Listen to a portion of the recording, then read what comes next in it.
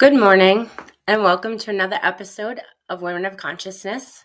Today, I'm going to discuss traumas, wounds, and triggers. Oh my, little um, Wizard of Oz sense of humor this morning. I once again just happened to find myself.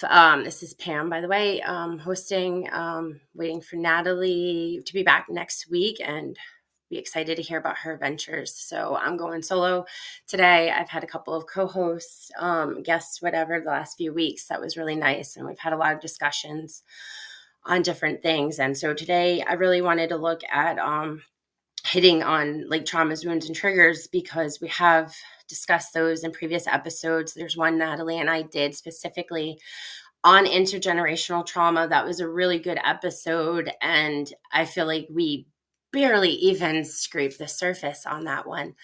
And so I wanted to just take a minute and kind of dive back in, especially after talking about wounded masculine and wounded feminine a couple episodes back as well. And so looking at trauma,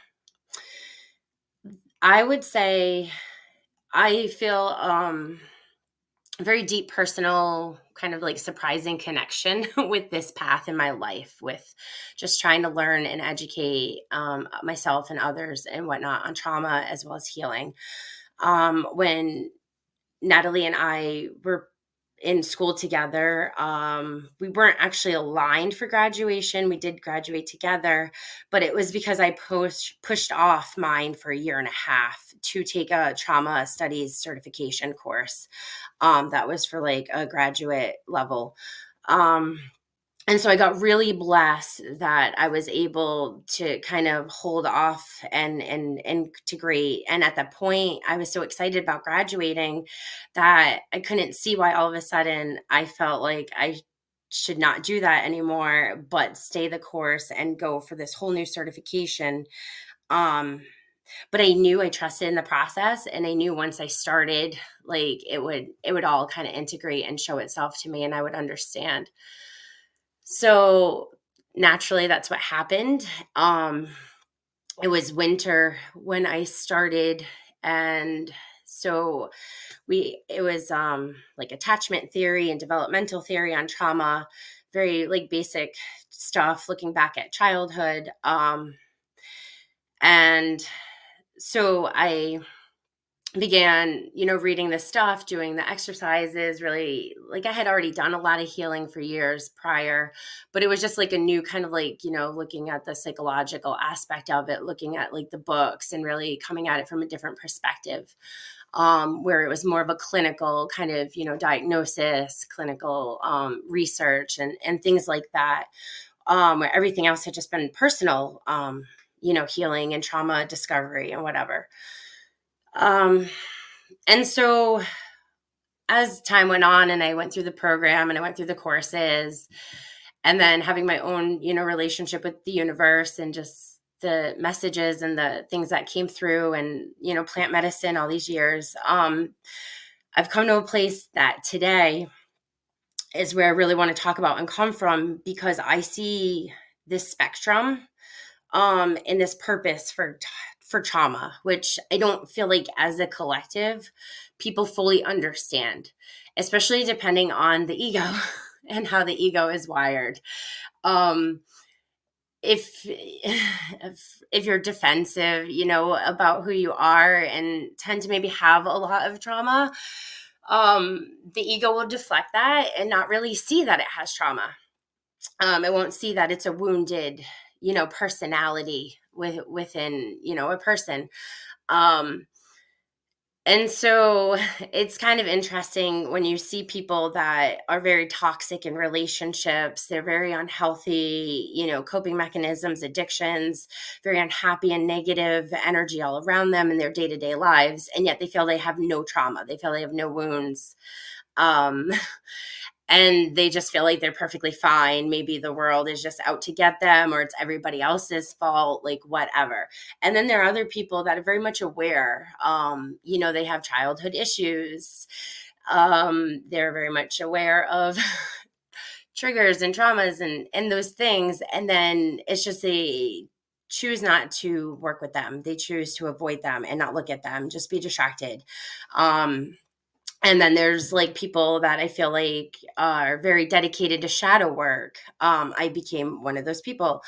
I, it was like the Harry Potter, Lord Voldemort imagery that I had first kind of gotten when I had thought about it, about the soul being fractured and fragmented.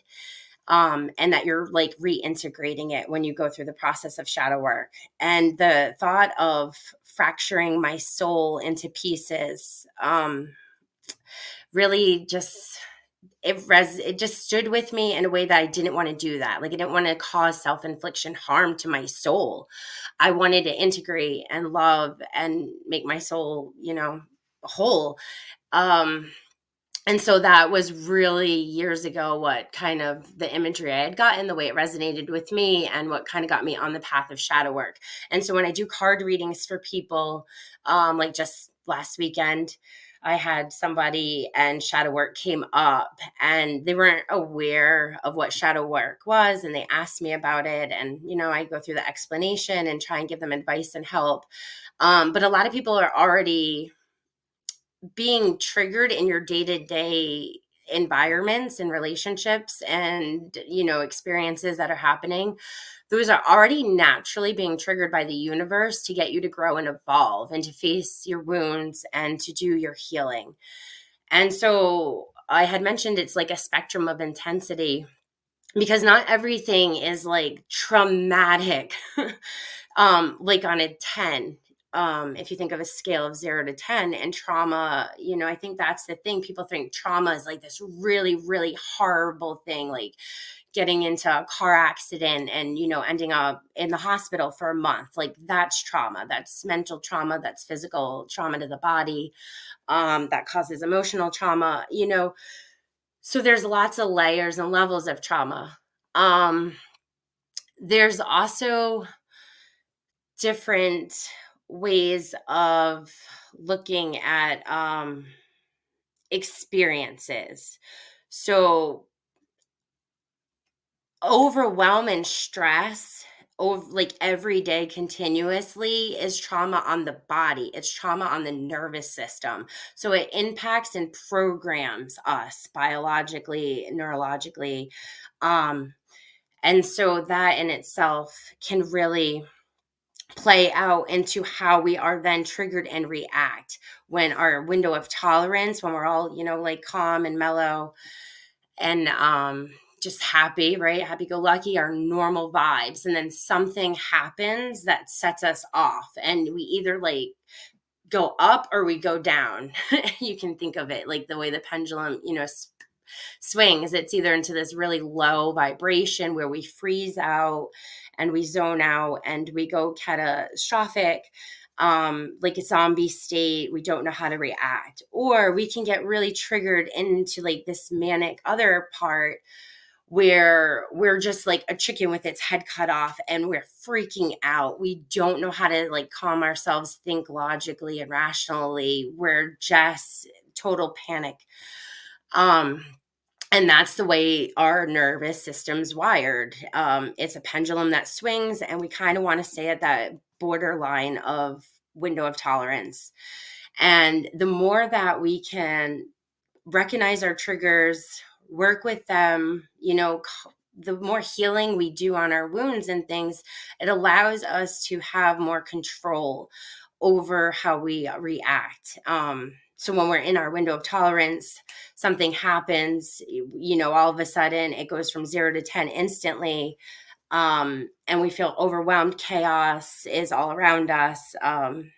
We can bring ourselves back into a space more quickly. The more that we do these practices, the more, really it takes months, years of practice to be able to build and to rewire your system. And so that's the biggest thing I think is that everybody experiences some intensity of trauma. There's some level of trauma. And so knowing how to recognize your own nervous system and when you're feeling engaged with trauma, triggered by any kind of stress and overwhelm that could lead into that. And so another thing is just like even the word, as I say it myself, I know in the collective, it's kind of coming up, I think, more popular. There's for generations where it wasn't used at all realistically. They didn't really know anything about trauma. Um, so there's different definitions based on, psychology, culture, whatever. There's different ways that we see trauma and have different perspectives around it based on how we were taught to really understand our thoughts, our feelings, and our emotions. So I really wanted to kind of look at different ones. Like I said, Natalie and I did an episode specifically that was on intergenerational trauma, where we really talked about how genetically it's passed down in our bloodline and our ancestral patterns, and how you could work with that and really recognize how to change patterns and cycles, so this way, like, it brings healing to the future bloodlines. So I'm not going to go into that one too much again, but I'm just going to highlight it for anyone who is interested. ACEs is a really good one for like childhood trauma. ACES, it's like in psychology, that's what they use to really look at like how much you score on an index of like childhood trauma. I think that's a big thing people don't really look at in a lot of ways too, is like the home life situation and how negative environments do cause experiences that impact all of us, right? Because we're living together as a family unit. But it develops and impacts differently depending on age levels and who is doing what role. So for children in households, even if there's just adults that drink alcohol around them, violence, all of those things, we know that causes like neglect and some forms of abuse that can lead to trauma. But also, I would say, even just being really in toxic environments, even if there is no alcohol, and there's no violence, even if there is none of that like extremeness, right? Like sexual abuse and all of those things, that is part of the collective shadow that we tend not to really want to talk about or look at. But if we just look at negative because of communication, a mother and a father or whatever to adults, like, it doesn't even matter on genders. It's just those two leaders that are supposed to be co-parenting. If they can't agree on day-to-day tasks and they can't get along, there's negative energy that ripples out, that stays in the home. And then children, like, we all go out into the world. The quantum entanglement of energy with others is a real thing. We go out, we interact with people at school or in jobs and workplaces and businesses, whatever. We come home at the end of the day. You can tell by everybody's energy and moods when they're sitting at the table how it was compared to how everybody woke up that morning. And now, like, how is everybody interacting and engaging with each other? It's really hard if somebody's had the best day and they want to share that while the other person has had the worst day and they're in a very negative space. It can cause a lot of friction and tension that then causes this ripple effect of energy that plays out on emotional levels, mental levels, the body, again, the physical body. When you're feeling like you're walking on eggshells and you're feeling really tense and stressed and overwhelmed, the body holds that, and then it becomes trauma to the body. And we're not even aware of that because we're thinking, okay, it's a stressful situation. And yeah, my relationship's not perfect, but like, it's okay. It's not the end of the world, which is true. Very true. In other places of the world, like, there's war that never stops. There are constant disaster zones. So again, in spectrum and intensity of trauma that plays out all the time. So it just depends on like which level and perspective and layer you really want to look at it and see how it impacts you personally. Um, I think the biggest thing is that the day to day, when we're in those relationships, especially the years closing out, holidays, lots of celebrations are happening right now. That's a lot of chaos. It's a lot of overwhelm. It's a lot of stress. People are not, always happy to go be around family, but for some reason we feel like we need to, right? We have to show up, we have to celebrate. It's tradition, it's whatever. So we're just gonna push down whatever we're feeling, or find a coping mechanism again to get through it, um, while not really learning the lesson or seeing maybe deeper why this trigger is happening. So, what is the purpose of trauma and wounds and triggers then, right? Why is there a purpose to it? So, now if we look at really the structure part of consciousness, this is the universe, this is outside of, the part of the human ego that's got everything under control and knows what it wants to do each and every day. When the universe, I don't know, like separated, Big Bang, whatever, started evolving, again, going into quantum mechanics and looking at, everything that it does, it's pretty awesome. We know there's a lot of like scientific proof, and we know there's a lot of mystery there. Um, I would say for me personally, literary devices have been a really powerful way that I kind of see and understand the quantum physics. So as I was understanding that in my degree program, I was able to see, and it's kind of hard to articulate, so I apologize if I lose people or if I confuse you. But I saw how the universe kind of mirrored itself and created this physical reality through its structure. So trauma is again ingrained into like our nervous system, right? It's ingrained into our brain through the neurobiology. Like we are wired to view and experience the negative. Like we know that the books are written, the science is done. Like as much as we don't know about the brain, we do know it's wired to experience negative first. And that's why meditation is really important, because and it has to become a daily practice, because you're rewiring your body.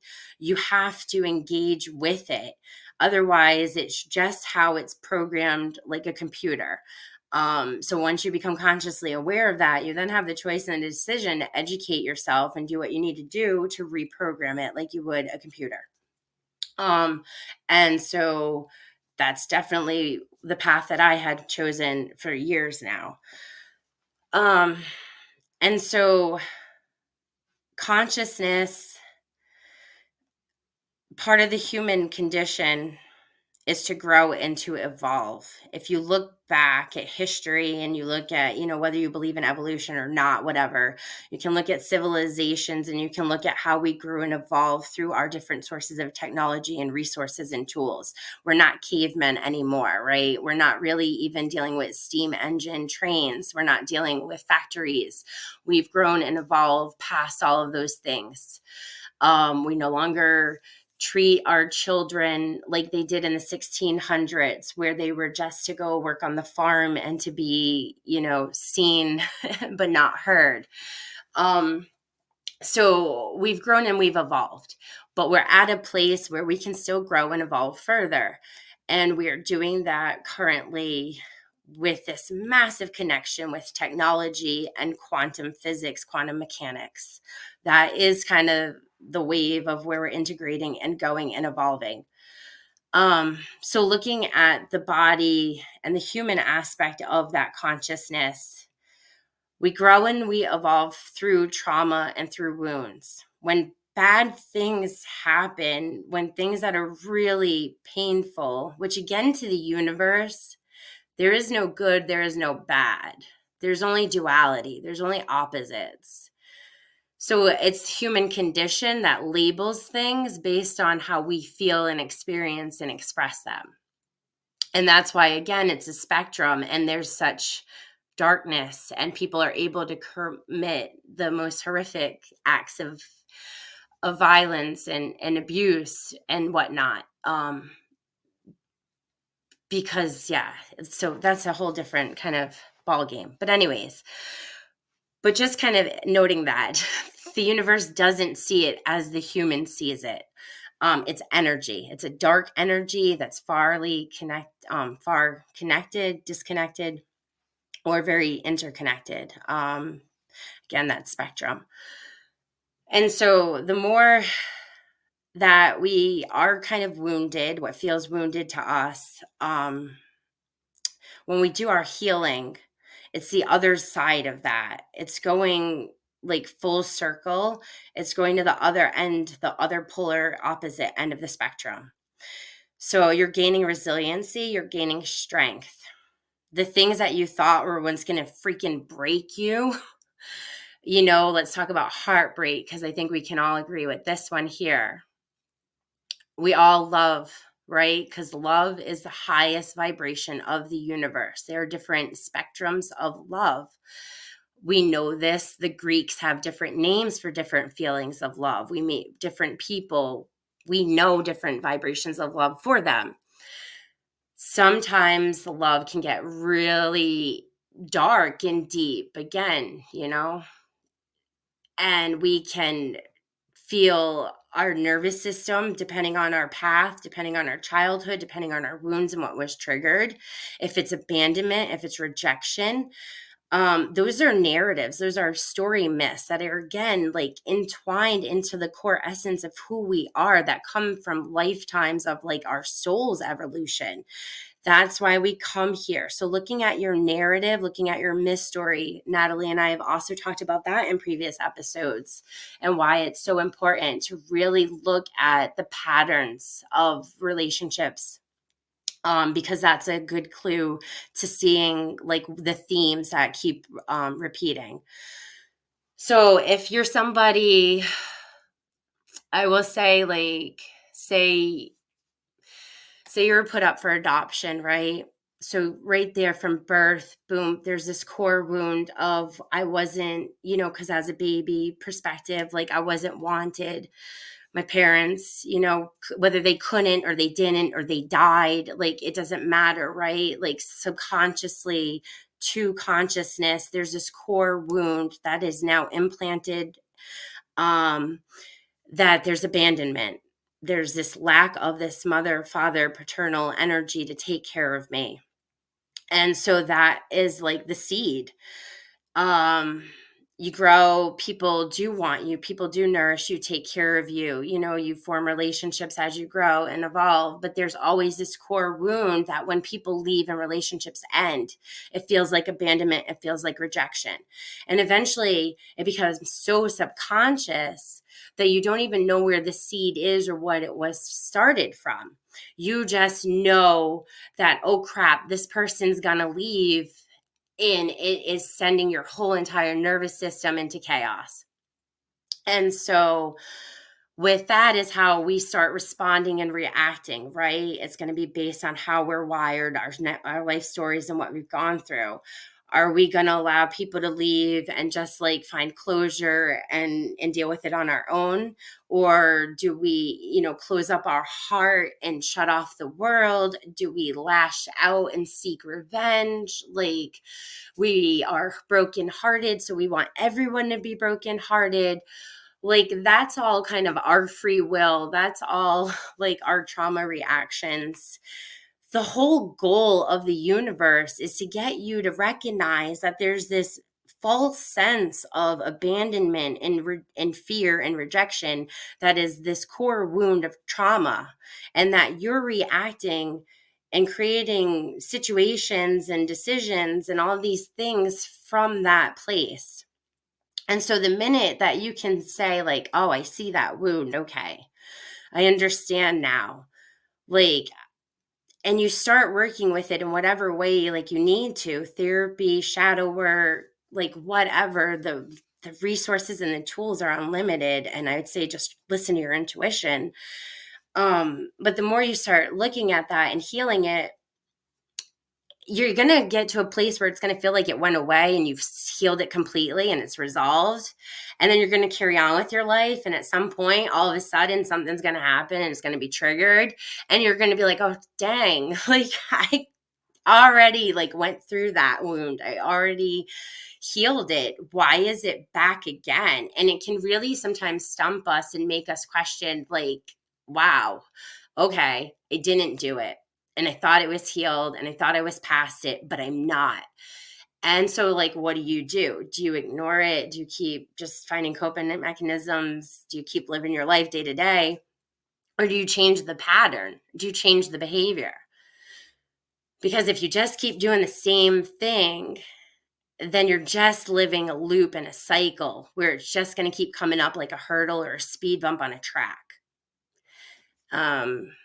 If you decide to stay there and study the speed bump, study the hurdle, look at it, understand like why it's in your path, what its purpose is really serving you.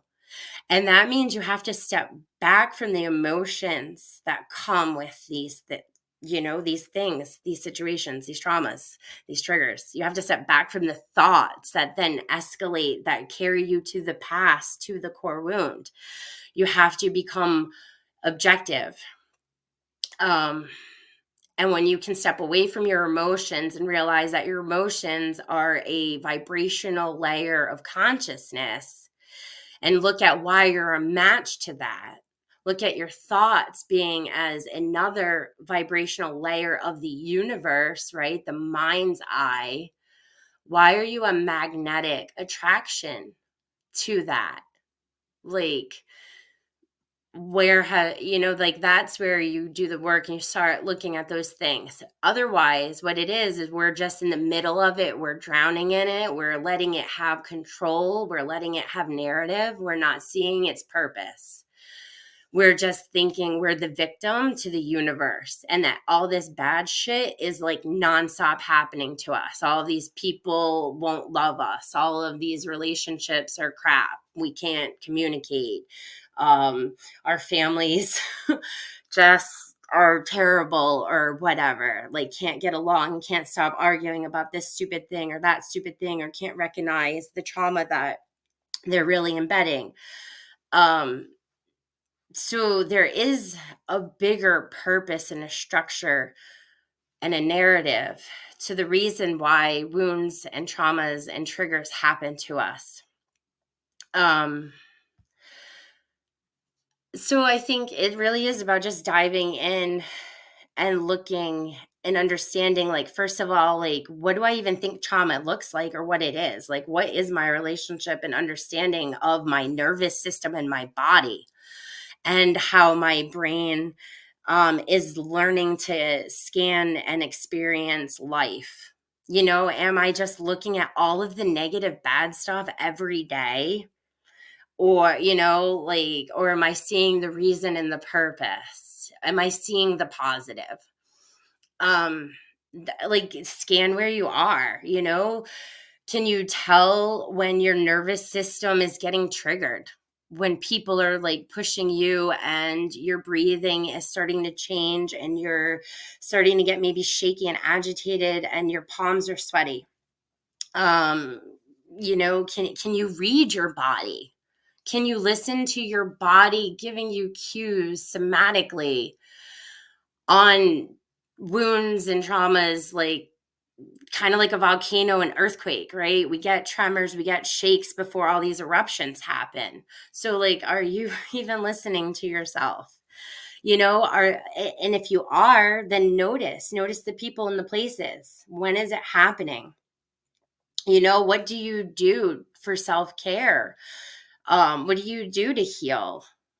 How do you get yourself out of that environment? Do you just like tell yourself to just like ignore it, just whatever, get through it, shut it down? Or do you actually listen to your body and give compassion and love to yourself? Because that makes a huge difference. The jaw, we clench the jaw, we tighten up the shoulders, we hold our hands tightly into fist. So look at your body and how you're holding yourself, like right now in this moment. Like, are you even breathing? We hold our breath. It's just those little things of stress day to day that amount that then become overwhelm. So yeah, I mean, I guess that's where I'm at is just thinking about trauma lately. We've really been discussing it in a lot of episodes, like I said. And so knowing I was kind of going solo this week, I really just wanted to kind of plant seeds and give thoughts for the audience. I wasn't really looking for a massive amount of engagement. So I apologize for anybody who maybe, I think somebody maybe did try to call in or whatnot. But good morning.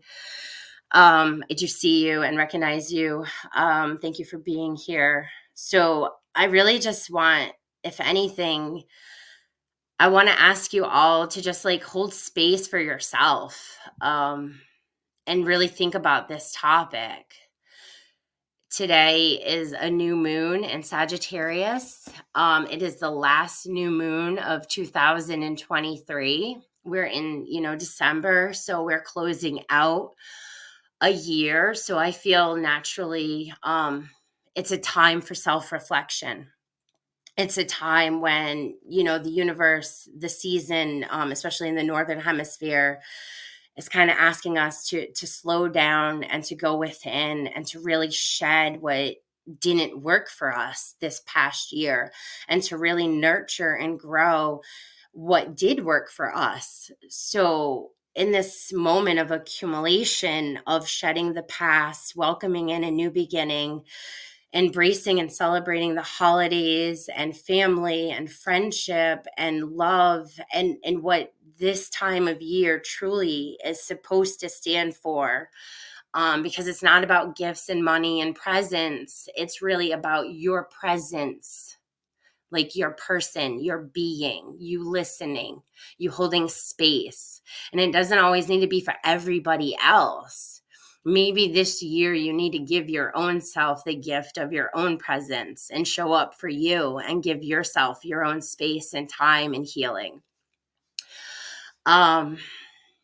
So with that, I think I really just wanted to say there's a purpose. It sucks. It's hard. But there's resiliency, there's strength, there's evolving. Another part is the ego, looking at the human part of us when it gets stuck, when it gets traumatized, when it gets wounded, when it gets hurt. It can't develop, it can't grow and evolve into the next developmental phase of growth. And so when you look at psychology, there's a whole bunch of different people from different time periods that study different things and different relationships. So you have, Jung, who I personally love, who looked at myth and synchronicities. He looked at psychoanalysis and dreams. Freud, who very much looked at, sexuality, libido. There's oh gosh, I'm thinking of somebody, but I can't think of her name. I'm thinking of way too many all at once. But the point is, psychology has done this path. We know like siblings have like a pecking order. They're, for the personal ego development, like we have to have stages. And so at teen stages, like so much is developmentally supposed to happen. And so if we have a lot of childhood trauma, those milestones can't fully function or go through because the ego is stuck.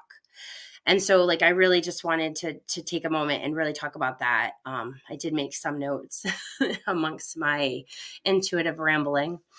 And so that's really important. And I think if those things interest you and you want to educate yourself on that, like definitely like the research is out there. The people, like the videos are out there, the books are out there. It's just way too much and in depth that in my mind is really way too jumbled, honestly, in this moment.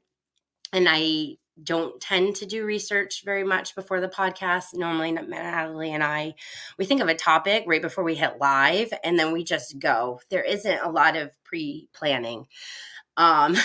We come from our heart and from our wisdom and our experience when we do these episodes. But that's an important piece to it, that human, like egoically milestone developmentally. We already, especially in a previous episode, talked about how we're not having rites of passage with our cultures. We've lost a lot of indigenous like traditions that were passed down. I think it was the wounded masculine and feminine episode that we talked about that one. So there's already like that one aspect that we're not getting this gift. And then when we're having all of this chaos around us, so let's look at schools for a minute, because in the United States, especially, there's a lot of gun violence and there's always like school shootings. Like that is now part of a collective like trauma, shadow collective wound itself. It's its own entity that's growing and evolving. If you go into schools, like we have to have lockdown drills. We have to like teach the kids how to hide from mass shooters, how to protect themselves, how to fight back. It's a whole thing that 2 decades ago or 3 decades ago didn't exist. You just had to do fire drills. So again, you want to talk about how we've evolved as a human species.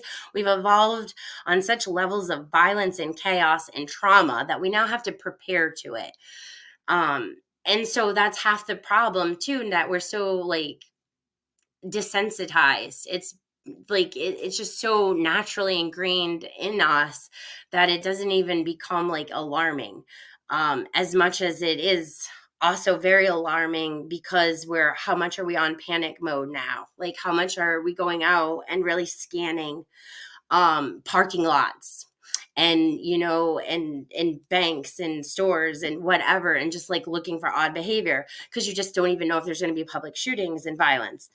So that in itself is a whole different kind of trauma.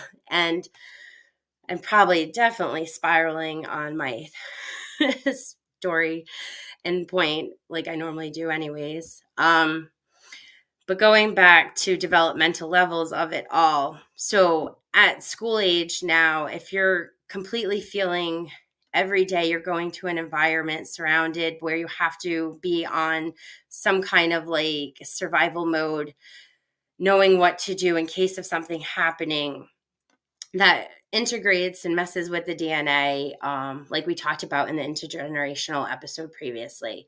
Your nervous system is now wired and kind of on alert all the time.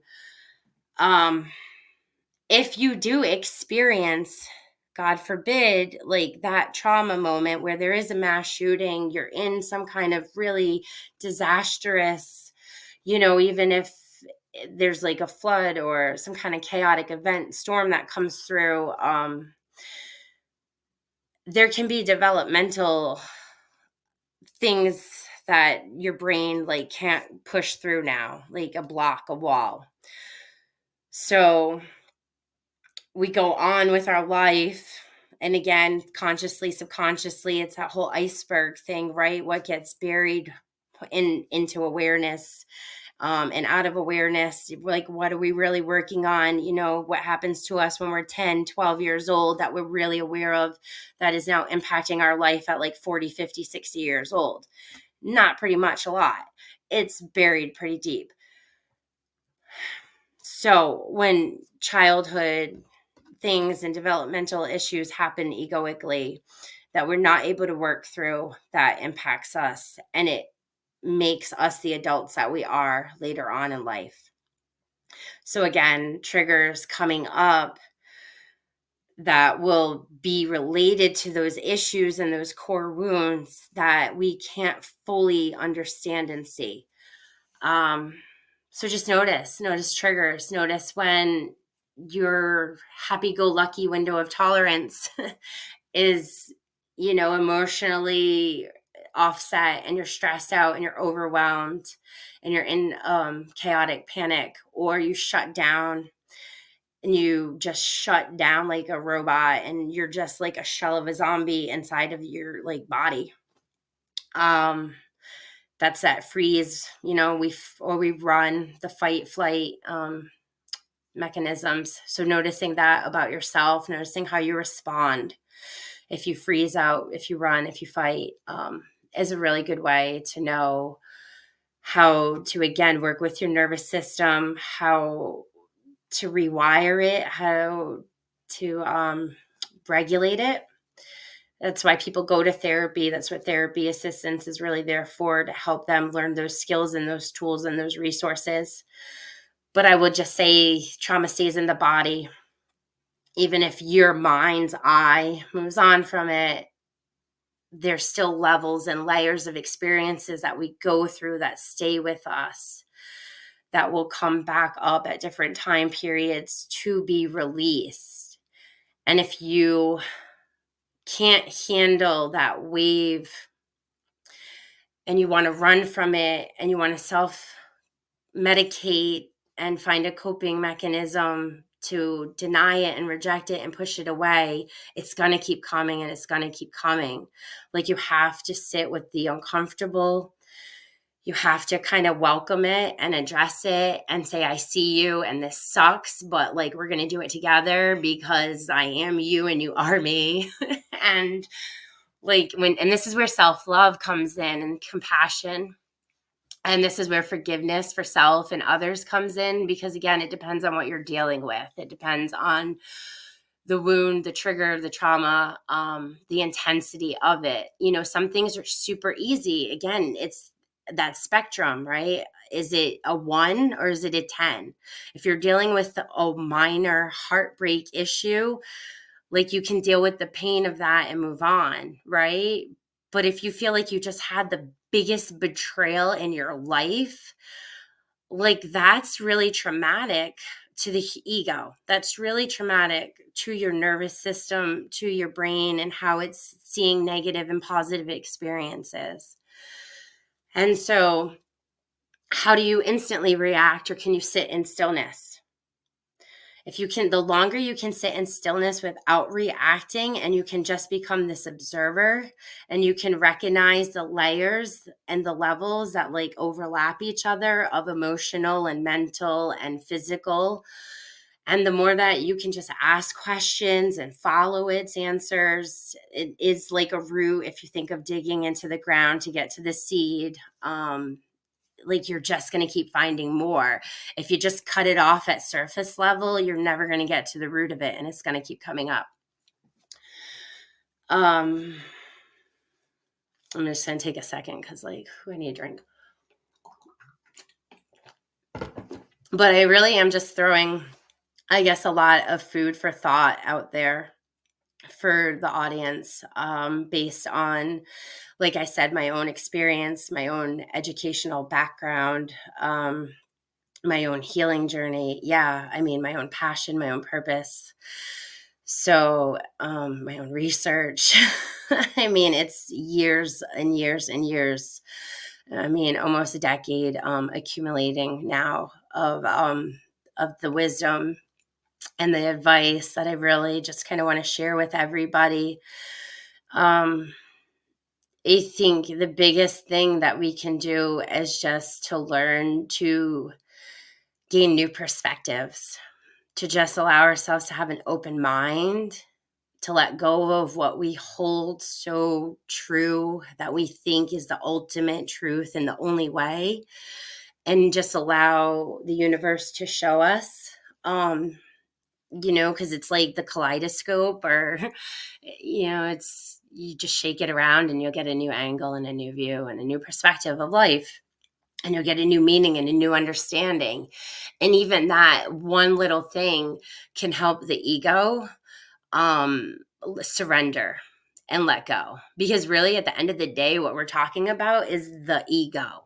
It's that core human, like wild animal species of like what makes us a part of this planet, just like any other animal species or plant species. We are no different. We are all just consciously ingrained to experience life and engage with life around us differently at a higher vibrational conscious awareness. And I think we owe that conscious awareness. I think we kind of owe it. God, I can't think of the word. I think we owe it to ourselves and to that consciousness to acknowledge it and to say, like, I see you. And then itself shifts everything for the ego.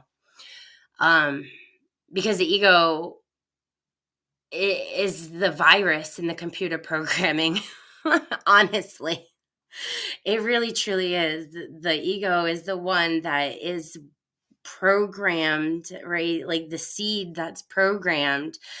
And this is where, if you're into astrology and if you're into like your natal chart, you can really get a lot of clues into your psychology. And if you're not, I totally definitely suggest it.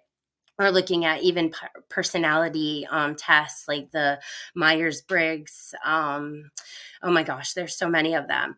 But look at your personality traits, because that's like the core of the seed of like your ego. And that especially, oh my gosh, I'll have to go into a whole nother episode, which I definitely want to, when you look at the wounded zodiac personality traits. It's very fascinating to me. But if you step back from the ego and you look at it as a programmed seed with personality traits, okay, and your soul, like a computer game, right? If you're going to play a computer and you're picking an avatar, you get to pick all the things about your avatar that you want. And then you go and you pick the life that you're about to start or whatever mission you're starting in a computer game. It's really no different. Like, we're really mirrored and playing out the same exact narratives that the universe is orchestrating through our physical beings. So if you look at your personality traits, but that's hard for the ego because the ego does not want to see itself in any bad light. It does not want to see shame or blame or guilt. It does not want to see that whatsoever. Hell, it doesn't even want to see its full potential. The ego just wants to stay in a little comfort bubble zone about its own, like, I'm perfect and this is just my life, and it's great or it's wonderful or people screw me over and it's the world's fault, like whatever. That's your ego. That's what you got to separate and kind of objectively look at and work with and analyze, because that's where you can see the difference between soul and ego and psyche. And that's where that core integration really starts coming into. And the last thing I will kind of wrap up with is the imagery and the idea of alchemy. So I know I've definitely have kind of said, and I think in the bio part for this Podbean, when Natalie was putting the page together, like the one thing that really sucks is when you strip away all of these labels and identities and, you do all this work and then all of a sudden you're in this system where it's like you have to label yourself because that's how we thrive in the workforce, is what credentials and degrees do you have and how can you build yourself up in this paragraph. So I did talk about like shamanic practices and master alchemist, because I felt that was very true to my life path. So I do want to talk about alchemy. That is another way to look at trauma and healing and to look at it kind of metaphorically or whatnot. The darkness, the Pink Floyd, especially that whole Dark of the Moon album where the triangle and the light spectrum's going through and it's coming out the other side, the rainbow. Okay, that's alchemy when you're transmuting. Okay, so this is what we are doing here on a soul energy level. This is what the ego does not see and gets caught up in the narratives of victim and vengeance and whatever, okay? On an energy level of quantum mechanics or whatever that we don't quite fully understand yet, the universe is doing alchemy. All of these very low vibrational, undeveloped energies, right? These low frequencies. So this is what it looks like for violence, right? It manifests as murder and sexual abuse and incest and all of this like pain and trauma, things that we, again, don't want to discuss, and it becomes the collective shadow.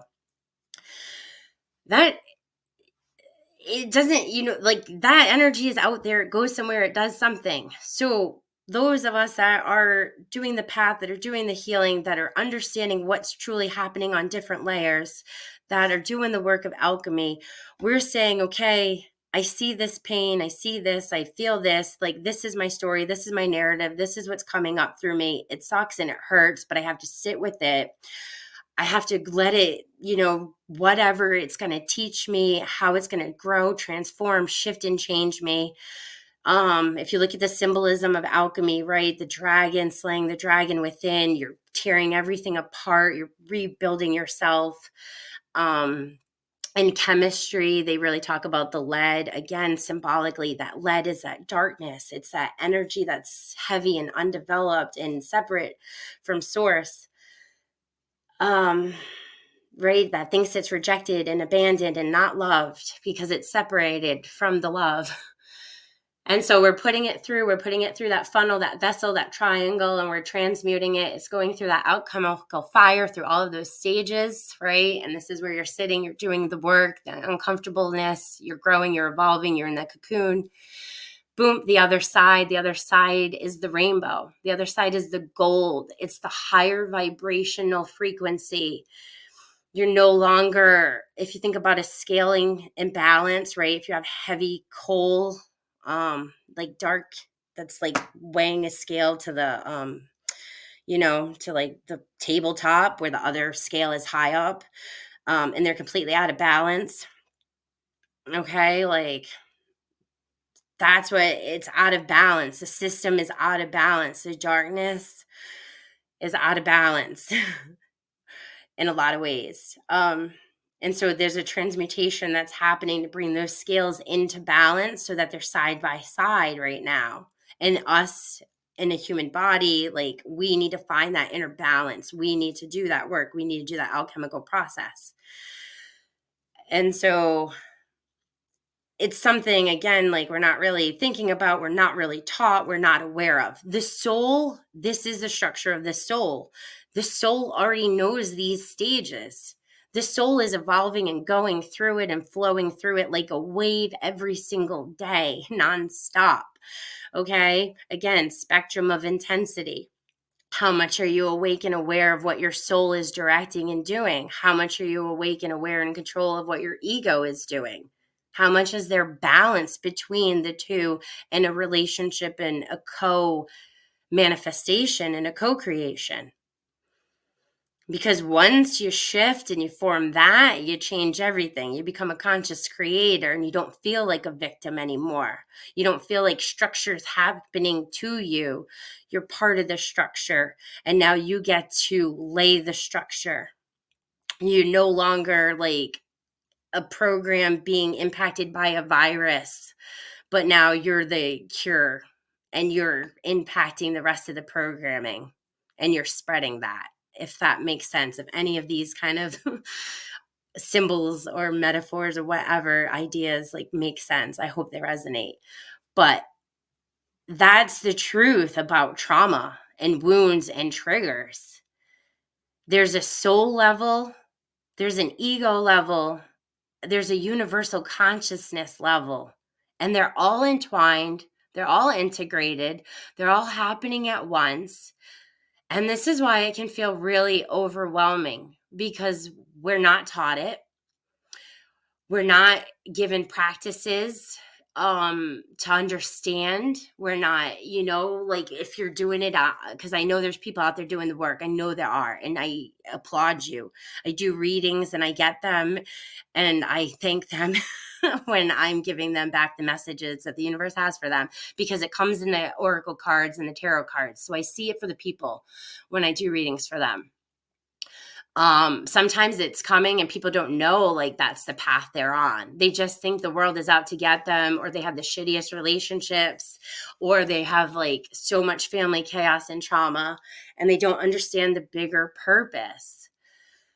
And so it's all these levels and layers and structures that are overlapping and intertwined.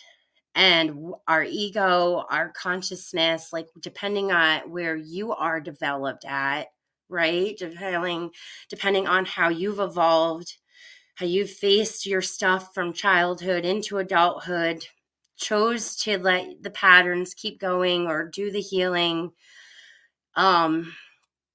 Like that's where we're all, I think, in a moment being asked to really stop and evaluate, because it's a point where we can't just keep pointing the finger and blaming everybody else and saying it's like the world's fault or our family's fault, or it's the structure. It's just the structure. It's the way like things are meant to be, and we have to really just start understanding it, and we need to start learning how to work with it and to heal it, rather than to just react. It's really self-regulation. We all just need to learn awareness and self-regulation. And it's hard when the paradigm and the system isn't set up to teach and educate you that on that. So that's kind of just my thoughts and feelings on it that I really wanted to get out. I'm sorry if it was jumbled and chaotic, but that is the universe. That is chaos theory of the universe. And only when you start pulling at that and putting it together does it create a fractal pattern that actually makes something that is like, oh, a snowflake or a flower. And then you're like, I understand now. So in the midst of all of the chaos of the mind, I really was trying to just touch on the different areas of trauma. So I think I think reflecting back and miss that, I think I did that. The soul, the ego, and the universe's purpose. So it's a lot. I know it was definitely a lot. So thank you if you were able to really give some thought to that and allow those things to sit with you. Allow yourself to really do some reflection. I think that's where I'm going to kind of lead off in this moment, is just start thinking about reflecting. Instead of reacting, just observe and reflect. Just journal, do whatever you got to do to express it. But just really notice like the thoughts and the feelings, especially as you're going into the holidays here. But it is a time of new beginnings for sure. So shed what you can shed. And if it's some wounds, heal them and shed them and welcome in some new beginnings. And some of those new beginnings you might find come very soon with triggers bringing up old wounds that want to be addressed, because it's a cycle. It's always a cycle. So with that, have a wonderful day. Thank you for just being here and for your support. I appreciate our audience. I appreciate your presence. Thank you.